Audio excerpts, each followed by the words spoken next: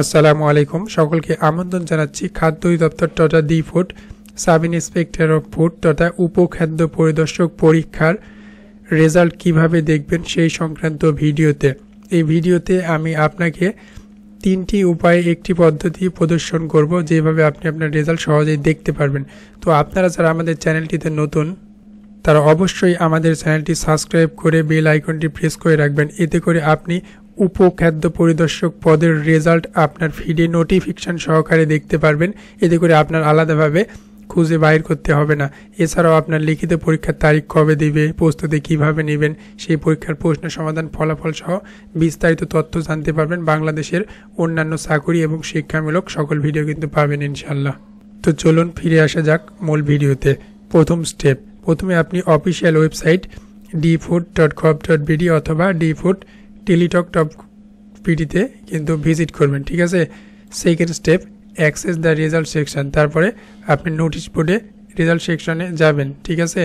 তারপরে আপনার third step, download the result ফাইলটি ডাউনলোড করে নেবেন। এরপর আপনার fourth step, search for rule, অর্থাৎ আপনার রোল নাম্বারটি সার্চ করে নেবেন, ঠিক আছে।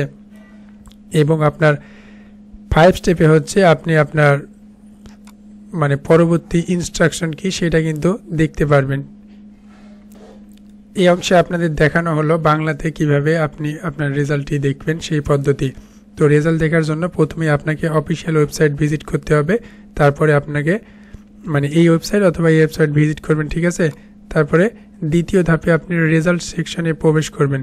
এখানে আপনি ওয়েবসাইটের হোম পেজে গেলে উপরের ডান দিকে ডান পাশে থাকা নোটিশ বোর্ড /রেজাল্ট মেনুতে ক্লিক করবেন, ঠিক আছে। সেখানে লেখা থাকবে result of sub inspector of food preliminary exam 2025 বা অনুরূপ শিরোনাম এরকম থাকবে আপনার খাদ্য অধিদপ্তরের উপখাদ্য পরিদর্শক পদের রেজাল্ট 2025। সেখানে গিয়ে তৃতীয় ধাপে রেজাল্ট ডাউনলোড একটি ফাইল পাবেন, ঠিক আছে। ডাউনলোড পিডিএফ অথবা ভিউ রেজাল্ট বাটনে ক্লিক করবেন। ফাইলটি সাধারণত পিডিএফ আকারে ডাউনলোড হবে, ঠিক আছে। ফাইলের নাম হইতে পারে এসআই ফুড প্রিলিমিনারি রেজাল্ট 2025, ঠিক আছে। এরপর চতুর্থ ধাপে নিজের রোল নাম্বার খুঁজুন, অর্থাৎ পিডিএফ ওপেন করে আপনার পিসি অথবা ল্যাপটপে হলে Ctrl+F যদি আপনি প্রেস করেন তাহলে কিন্তু আপনি রেজাল্ট খোঁজার একটা পাবেন, সার্চ বক্স পাবেন। এছাড়া মোবাইল থেকে ফাইন্ড অপশানে চাপে কিন্তু সেই পাবেন। সেখানে আপনার রোল নাম্বার লিখে সার্চ দিবেন। রোল নাম্বার পেলে বুঝবেন আপনি পিলিতে পাস করেছেন, ঠিক আছে। এরপর পঞ্চম ধাপে, ঠিক আছে, পরবর্তী ধাপগুলো দেখতে পাবেন। এতে দেখতে পাবেন রেজাল্ট নোটিশের নিচে সাধারণত উল্লেখ থাকবে লিখিত পরীক্ষার তারিখ, কেন্দ্রের নাম, প্রয়োজনীয় কাগজপত্রের নির্দেশনা। সব কিছু ভালোভাবে পড়ে রাখবেন এবং ভবিষ্যৎ প্রস্তুতি গ্রহণ করবেন। এই অংশে আপনাদের জন্য অতিরিক্ত টিপস, ওয়েবসাইট যদি আপনার ডাউন থাকে তথা ব্যস্ত থাকে কয়েক মিনিট পর আবার চেষ্টা করবেন। ফলাফল বাইর হলে খাদ্য অধিদপ্তরের ফেসবুক পেজেও কিন্তু নোটিশ দিতে পারে। সেই জন্য আপনি ফেসবুকে যেয়ে দেখতে পারেন তাদের ডিরেক্টর জেনারেল অফ ফুড অর্থাৎ ডি ফুডের ফেসবুক পেজ।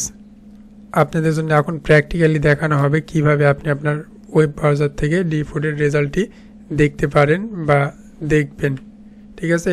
এখানে আপনার dfood.gov.bd লিখবেন। লেখার পরে এই যে তাদের অফিসিয়াল ওয়েবসাইটে আপনাকে কিন্তু নিয়ে যাবে। যাওয়ার পরে এই যে এখানে দেখতে পাচ্ছেন যেগুলো আপনার হট টপিক, সেইগুলো এইভাবে উপরেই প্রিভিউ হয়। তো যখন রেজাল্ট দিবে এখানে দেখতে পাচ্ছেন যে খাদ্য অধিদপ্তর 25 ক্যাটাগরির 1791টি শূন্য পদে জনবল নিয়োগের লক্ষ্যে চতুর্থ পর্যায়ের উপখাদ্য পরিদর্শক। এখানে হচ্ছে আপনার প্রার্থিতা বাতিলকরণের একটা দিয়েছে, কিন্তু এখানে আপনি আপনার রেজাল্ট দেখতে পাবেন, ঠিক আছে।